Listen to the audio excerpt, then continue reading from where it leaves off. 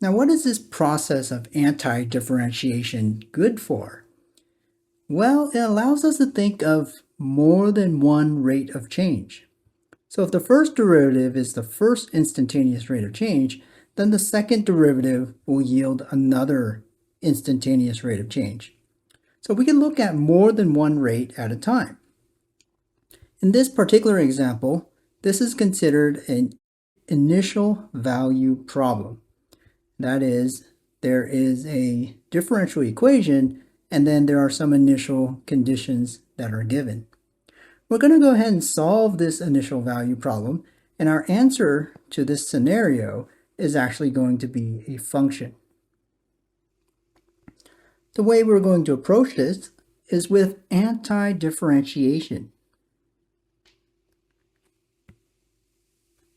So the antiderivative for the second derivative will be the first derivative.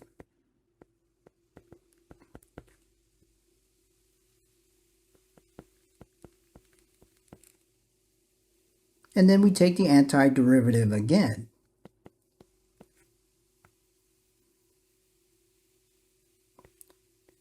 So the antiderivative of the first derivative function will now just be lowercase f of t.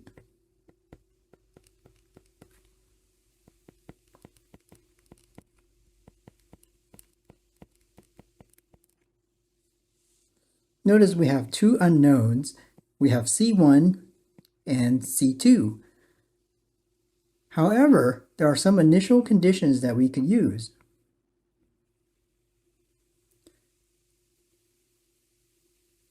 The first one I'm going to use is actually this one here.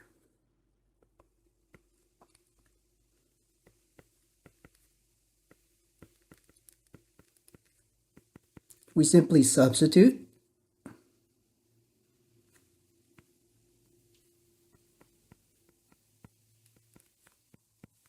And in doing so, we could see that C1 is 4 minus 2, or simply C1 is equal to 2.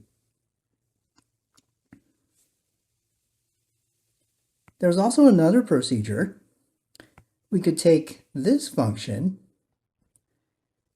and we could use this initial value or this initial condition and solve for C2.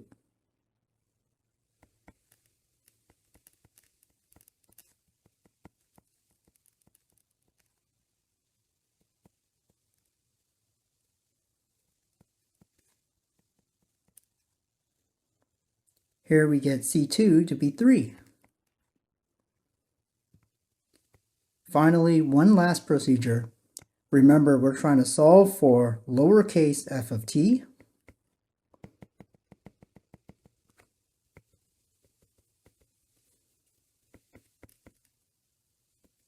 The last thing we need to do is go ahead and state our particular solution.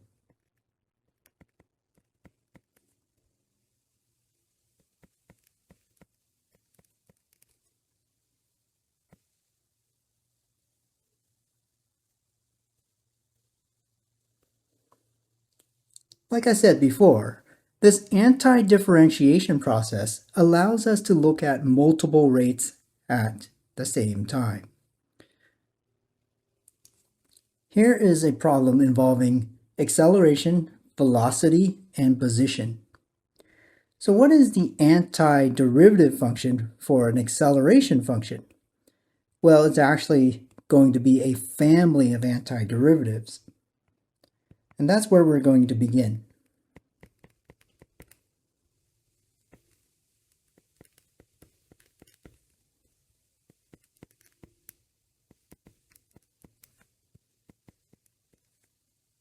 What is the antiderivative of the velocity function?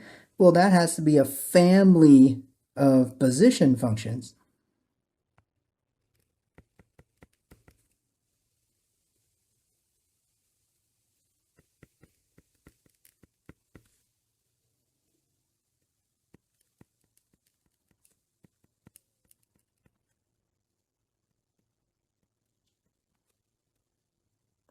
And then from here, We're going to look at this very, very carefully and see what we can do.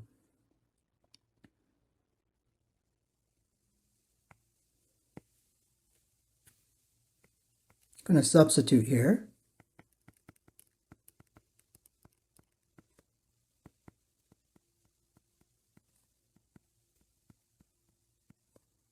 And notice we could solve for c sub 2.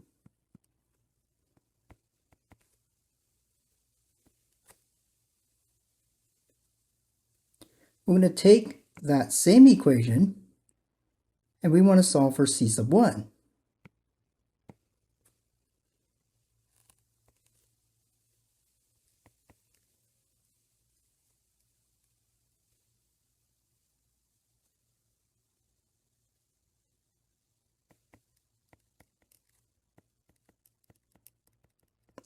Remember that the sine of 2 pi is 0, cosine of 2 pi is just 1.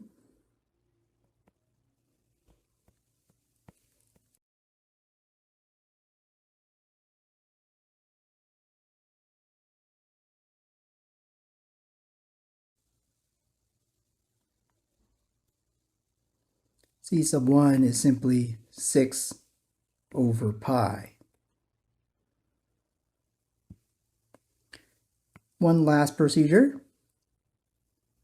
We're trying to find the position and the velocity function. Let's go ahead and find the position function.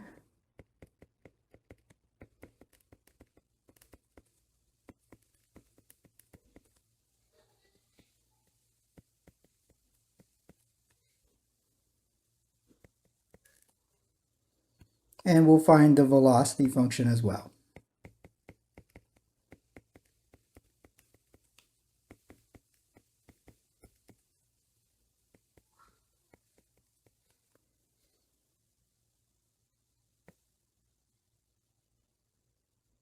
Notice there are multiple procedures here.